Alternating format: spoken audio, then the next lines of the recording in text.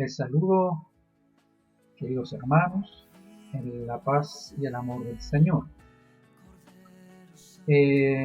Como verán, estamos cambiando de formato, de manera de entregar el estudio bíblico que hemos estado trabajando durante este mes.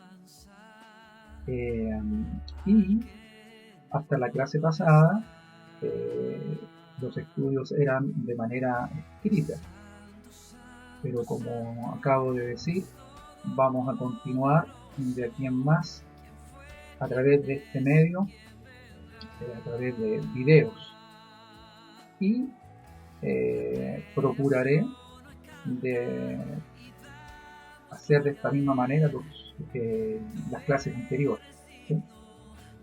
Así que hoy, para retomar, voy a hacer la clase número 3 que estaba escrita de la semana pasada. Bien, el estudio bíblico que estamos desarrollando es respecto de la literatura juanina, ¿se acuerdan? Literatura juanina. Y estábamos viendo la primera carta de Juan. Y ya estamos en la tercera parte y esta sección la hemos titulado Conociendo a Dios. Vamos a dar lectura entonces a los versículos a los que vamos a poner atención en este video. Primera de Juan, el capítulo 2, versículos 3 al 6. Damos lectura y dice así: En esto sabemos que nosotros le conocemos, si guardamos sus mandamientos. El que dice, yo le conozco, y no guarda sus mandamientos, el tal es mentiroso, y la verdad no está en él. Pero el que guarda su palabra, en este verdaderamente el amor de Dios se ha perfeccionado. Por esto sabemos que estamos en él. El que dice que permanece en él, debe andar como él anduvo. Bien, como introducción, decíamos que la primera carta de Juan está escrita en defensa de la fe. Si pudiéramos concentrar todo su escrito en una frase, podríamos decir que es en defensa de la fe. Está dirigida a los cristianos de la provincia de Éfeso con el propósito de guardar la verdad de Dios y de Cristo de las enseñanzas de la falsa maestría. Recordemos que Juan escribe su evangelio, sus cartas y el Apocalipsis ya hacia el final del primer siglo. Y podemos pensar que ya han pasado varios años de la muerte de Jesús. Si Jesús murió en el año 33, 34, por ahí,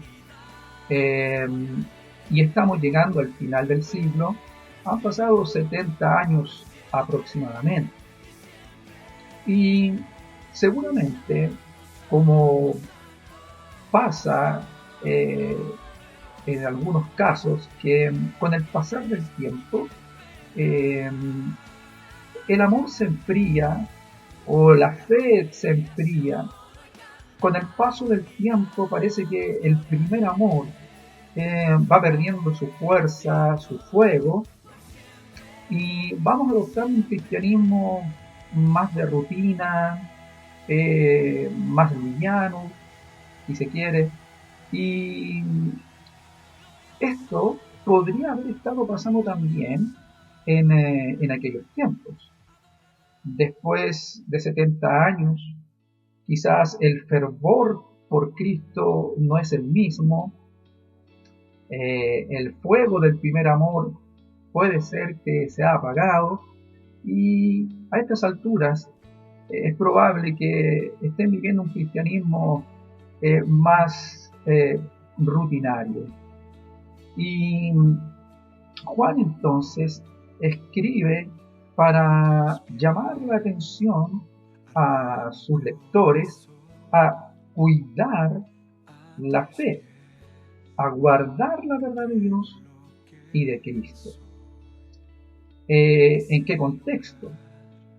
Ya en esos tiempos el Evangelio de Jesucristo se estaba propagando por el mundo de manera veloz, ¿sí? Estamos en una época donde también el Evangelio está siendo llevado a distintas partes del mundo. Los que se van convirtiendo también llevan consigo el testimonio de la fe en Jesucristo por todas partes, producto de las persecuciones que están viviendo. No olvidemos que la cristiandad está viviendo un tiempo difícil de persecuciones. Detrás de ello estaba en un principio, cierto, el judaísmo, y luego se suma el Imperio Romano. Recordar entonces que a medida que el Evangelio se iba propagando a través de los ministros de Dios, los evangelistas de Dios, podríamos decir así, los maestros de Dios, a la par también surgieron falsos maestros, así como habían verdaderos maestros de la palabra de Dios, se levantaron también falsos maestros. Y en aquellos tiempos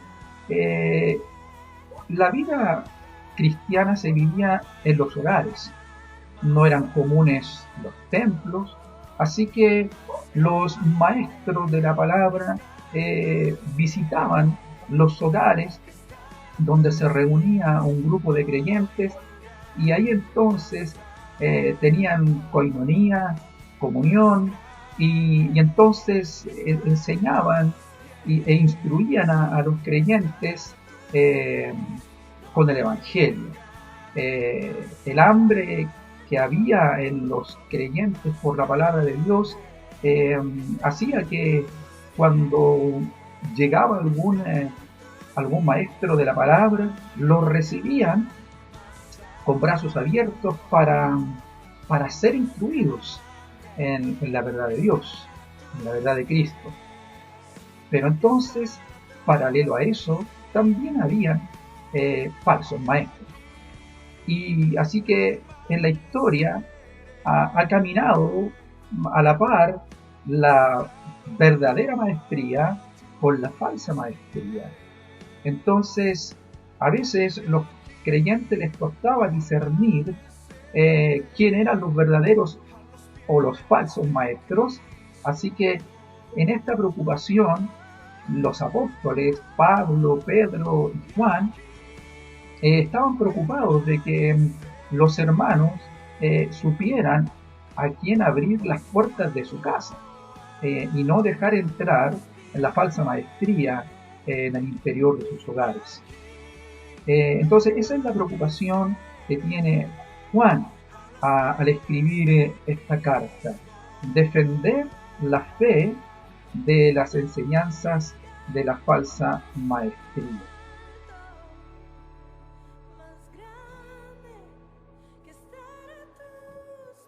Bien, pasamos entonces al título de esta sección, que le hemos llamado Conocer a Dios.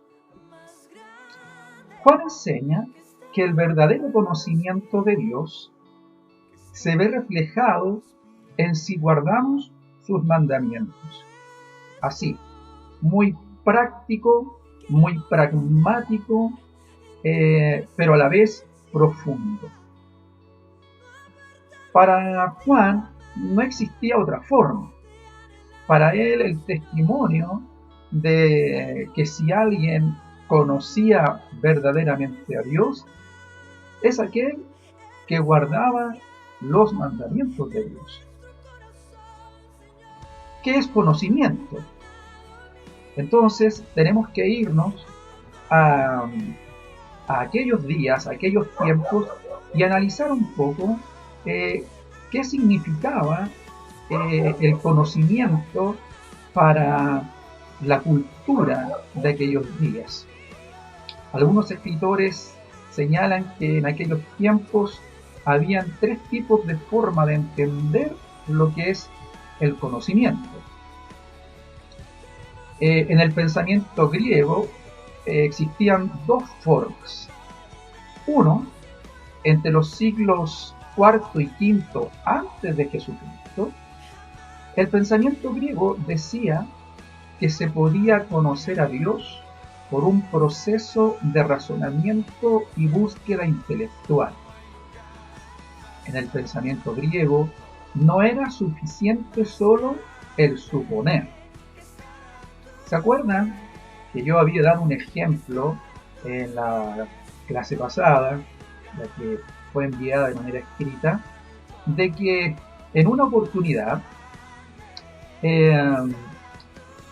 cuenta un relato griego que Sócrates, en una conversación con un joven, le hace la siguiente pregunta: ¿cómo sabes tú eso?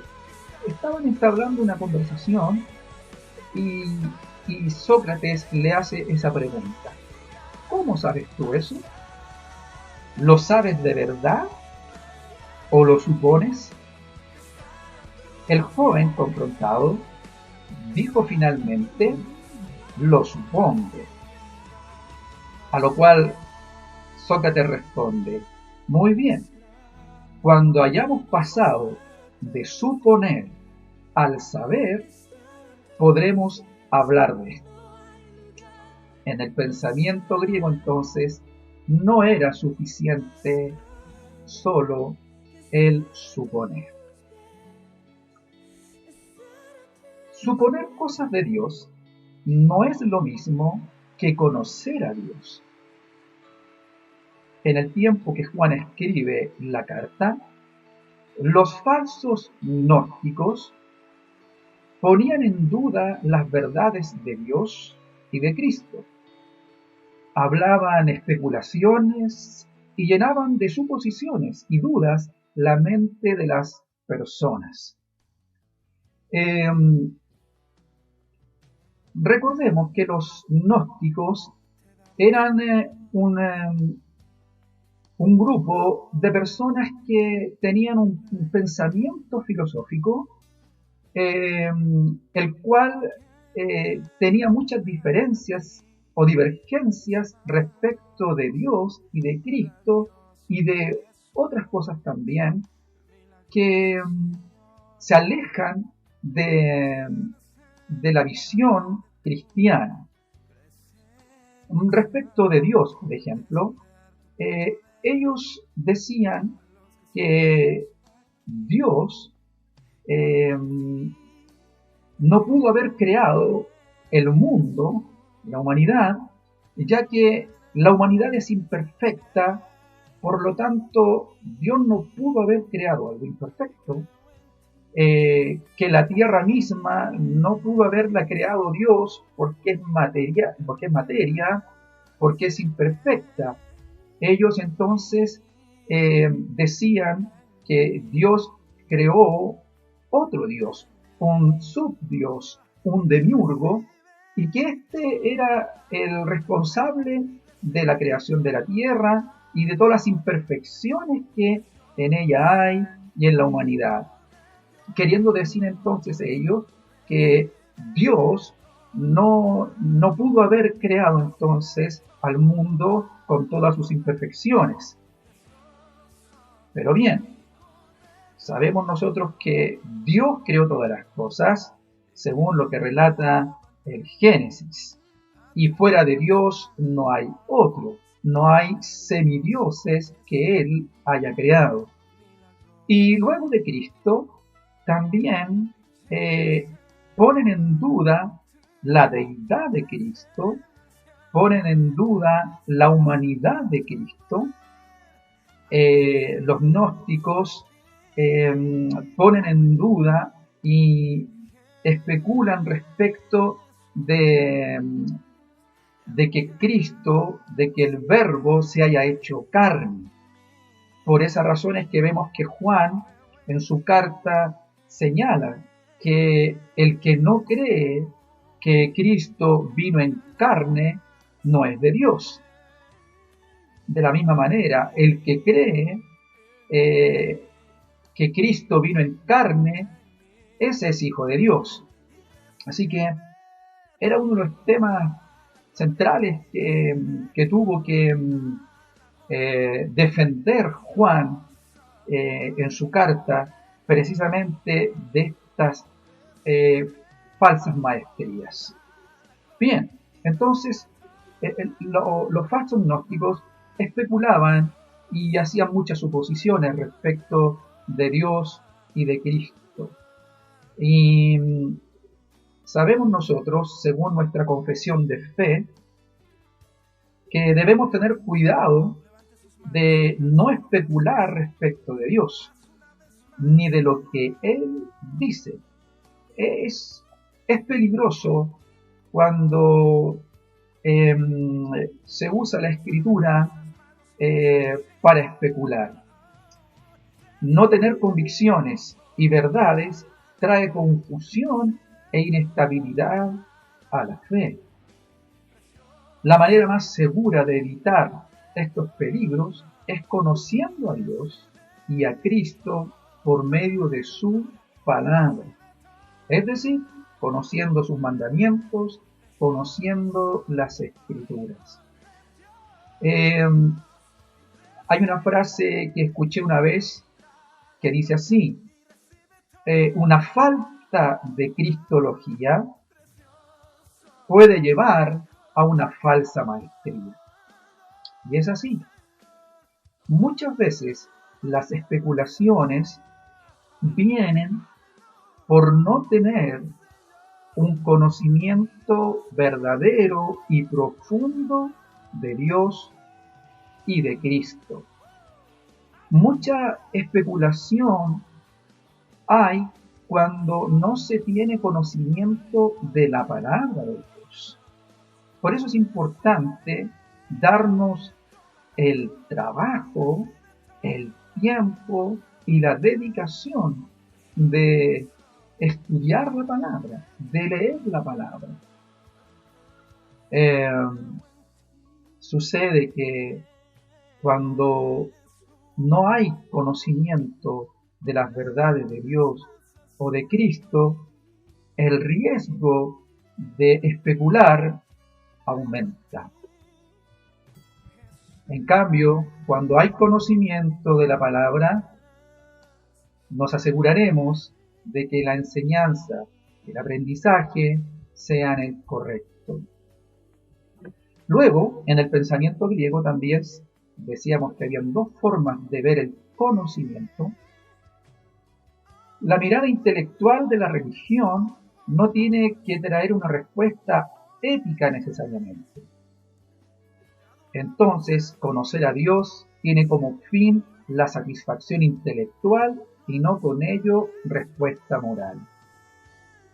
Por eso no es de extrañar que muchos de los grandes filósofos griegos no eran grandes referentes morales.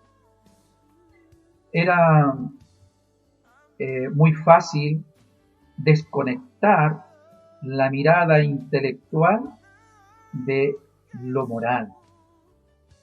Y el texto bíblico de Juan dice: le conocemos si guardamos sus mandamientos. Guardarlos no quiere decir tomarlos y meterlos en un cajón. La palabra guardar en griego es tereo, que significa guardar de pérdida o daño. Dicho de otra manera, mantener el ojo sobre él. Si usted se recuerda, los versículos que leíamos, el versículo 4 dice, el que dice, yo le conozco y no guarda sus mandamientos, el tal es mentiroso y la verdad no está en él. Ahí ocupa la palabra guarda o guardar. Y luego la repite en el verso 5. Pero el que guarda su palabra, en este verdaderamente el amor de Dios se ha perfeccionado. Bien, lo usa en ambos textos. En la primera, o en ambos, mejor dicho, la palabra griega es la misma que Juan está ocupando, tereo. Y que significa entonces, como decíamos, guardar de pérdida o daño. Juan estaba muy preocupado de este supuesto conocimiento que tenían los falsos maestros de Cristo. Y para Juan había una realidad, una evidencia del sano conocimiento, del verdadero conocimiento. Y esa era guardar los mandamientos. Entonces, Juan veía que los falsos maestros, como característica, tenían que no guardaban los mandamientos de Dios. Vivían vidas desordenadas, éticamente con mucho que desear, y moralmente aún peor. Así que para Juan eso era un falso conocimiento. Y para él entonces no guardar de pérdida o de daño los mandamientos, la palabra de Dios, eso entonces era peligroso. El que no guarda los mandamientos de esta manera, entonces Juan dice, el tal es mentiroso y la verdad no está en él. Entonces, para Juan, la falsa maestría se caracterizaba por no guardar celosamente los mandamientos. Por lo tanto, no eran verdaderos. Y en el versículo 5, luego dice, pero el que guarda su palabra, en este verdaderamente el amor de Dios se ha perfeccionado. Por esto sabemos que estamos en él. Entonces Juan nos quiere señalar que guardar de pérdida o daño es que no pierda su valor, que las especulaciones o falsas interpretaciones no dañen su real significado, su verdadero mensaje, enseñanza. Guardar que no pierdan su propósito de ser cumplidos. Prestar atención, ojo, en ponerlos en práctica.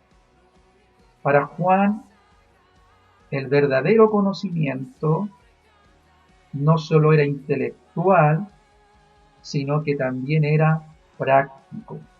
Que el verdadero conocimiento se debía manifestar en la moral, en la ética, como práctica de vida. El tercer pensamiento es el judío.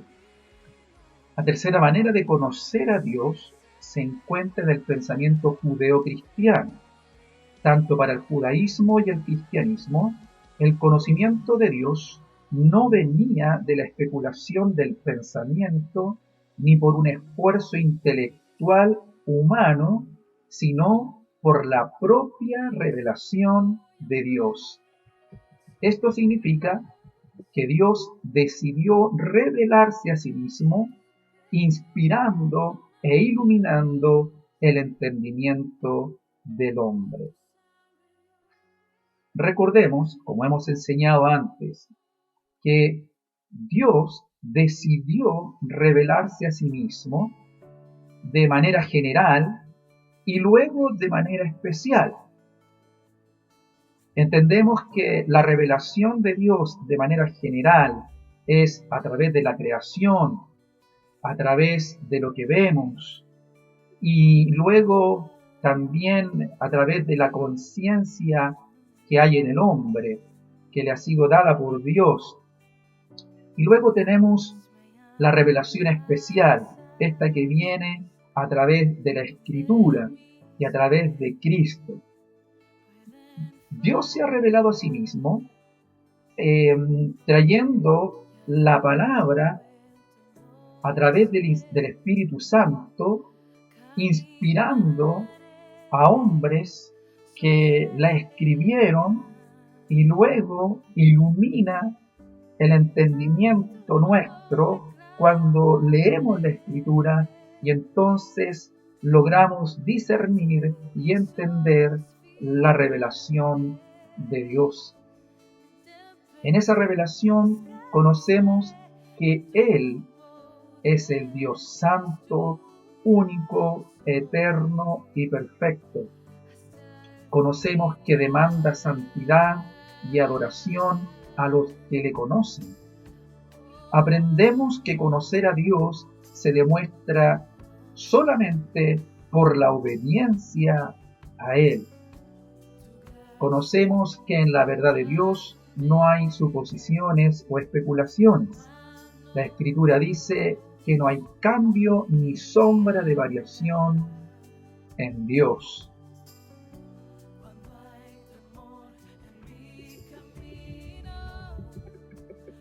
Ya llegando a la conclusión, quiero detenerme y terminar con el versículo 6. El que dice que permanece en él debe andar como él anduvo.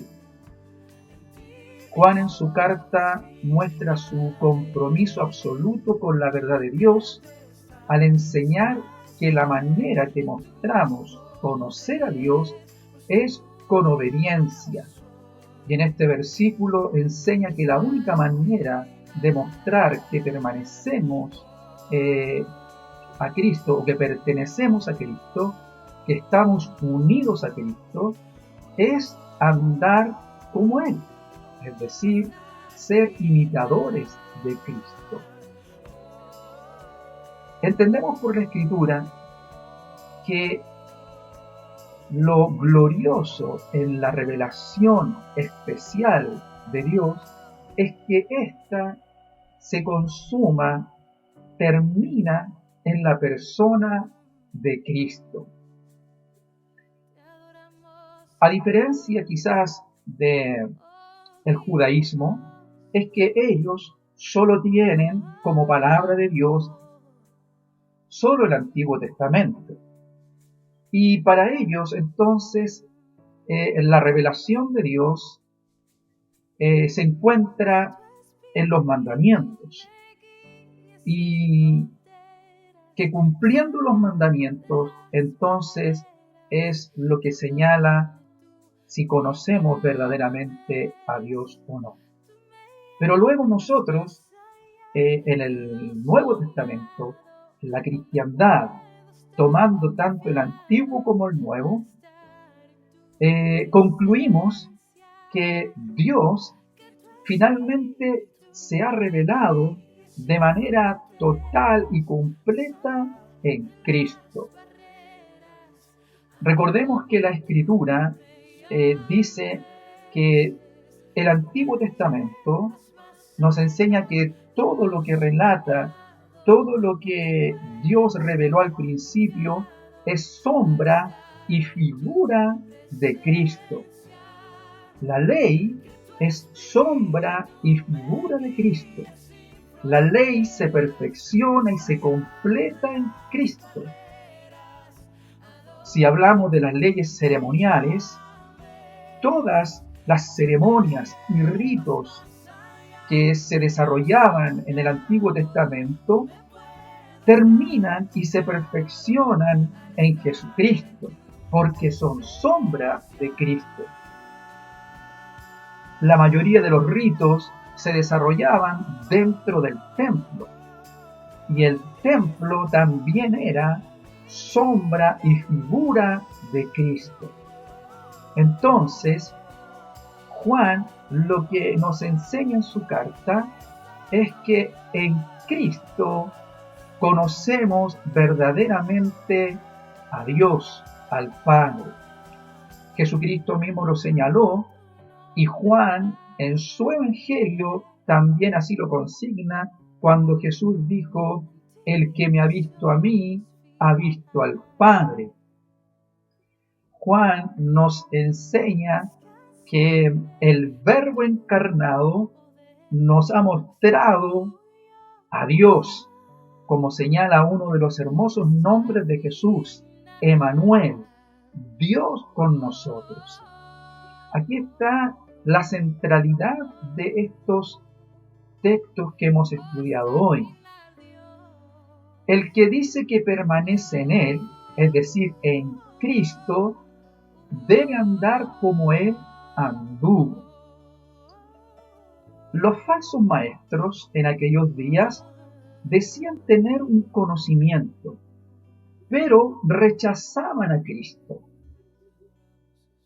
Entonces Juan, en respuesta a eso, él decía que el verdadero conocimiento de Dios es conociendo a Cristo.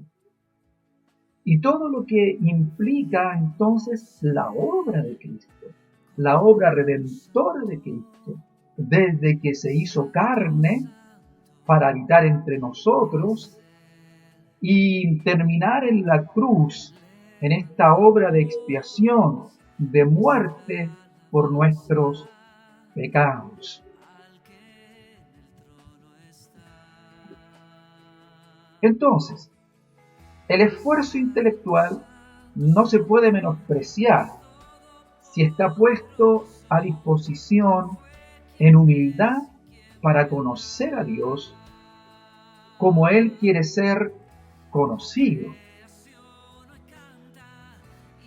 Vale señalar acá que el esfuerzo intelectual es importante, porque no lo quiero negar así simplemente, porque sucede también que en el mundo cristiano a veces no se considera este esfuerzo intelectual para conocer la verdad de Dios, para conocer la palabra de Dios.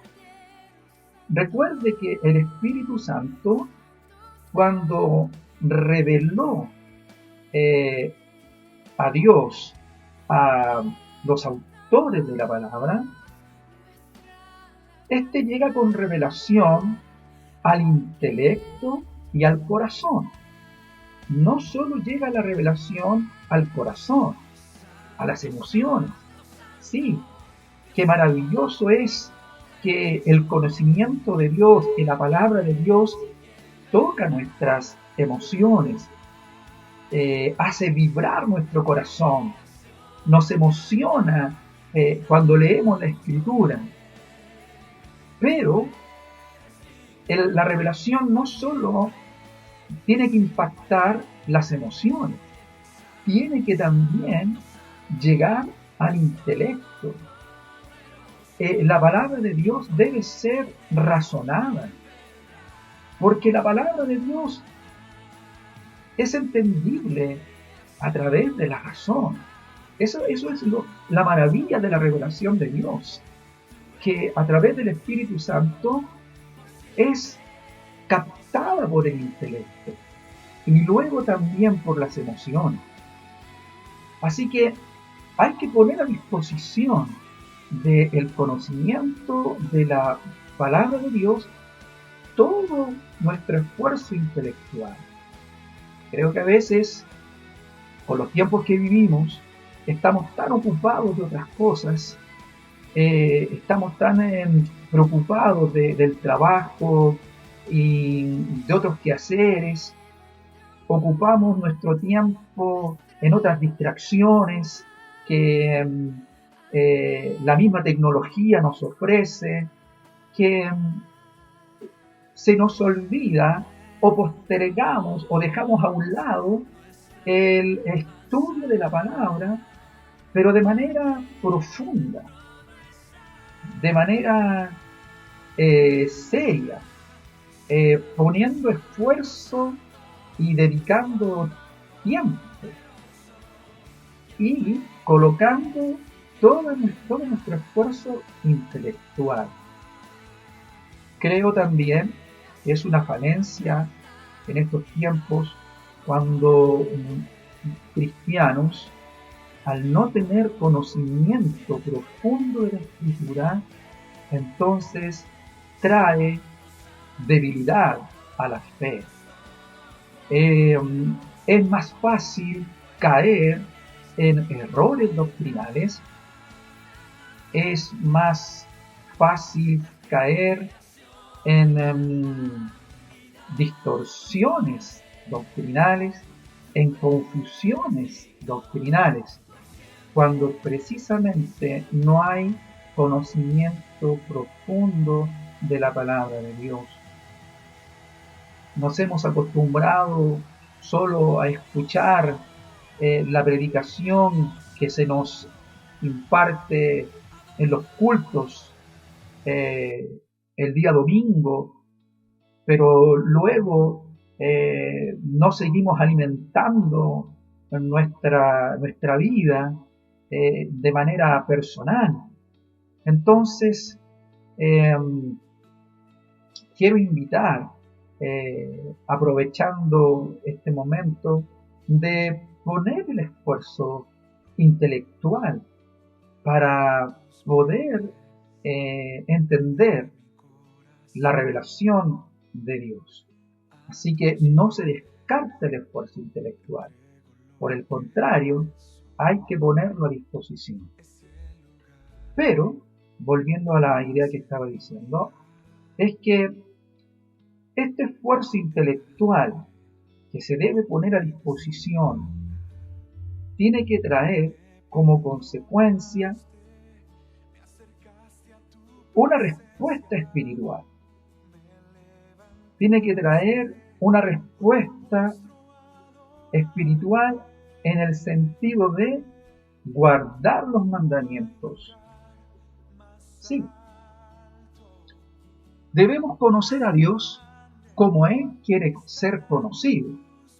Ese es el punto. Eso es el verdadero conocimiento. Conocer a Dios como Él quiere ser conocido. ¿Y cómo quiere ser Dios conocido? ¿O cuál es la respuesta que Dios espera de nosotros, de este conocimiento que estamos adquiriendo de Él? Es guardando sus mandamientos. Es decir, no puede quedar concentrado en un conocimiento solo intelectual. También los hay. Hay quienes tienen mucho conocimiento de Dios, un conocimiento profundo, pero que no se ve reflejado en guardar la palabra de Dios, en vivir bajo los principios y preceptos de Dios.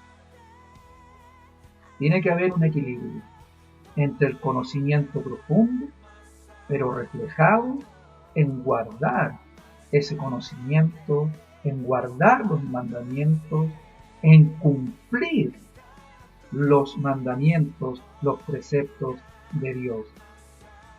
Y la otra respuesta espiritual es andar como Cristo anduvo. La manera sana de reconocer el verdadero conocimiento de Cristo es andar como Él anduvo. Ser imitadores de Él. Hermanos, que la preocupación de Juan a través de estos textos puedan ser también abrazados por nuestro corazón. En los tiempos que vivimos, donde hay tantas enseñanzas diversas y donde hay tanta especulación y suposiciones, hagamos el esfuerzo intelectual de conocer las profundidades de la palabra de Dios. Recuerde que no son de interpretación privada. A Dios le ha placido revelarse a nosotros. Lo hace a través de Cristo, y Cristo lo hace ahora a través del Espíritu Santo, y que este conocimiento que recibimos de Él traiga la respuesta espiritual que Dios espera, guardando sus mandamientos y andar y vivir como Cristo anduvo y vivió. Que el Señor nos bendiga, que el Señor nos ayude a poner en práctica su revelación. Amén.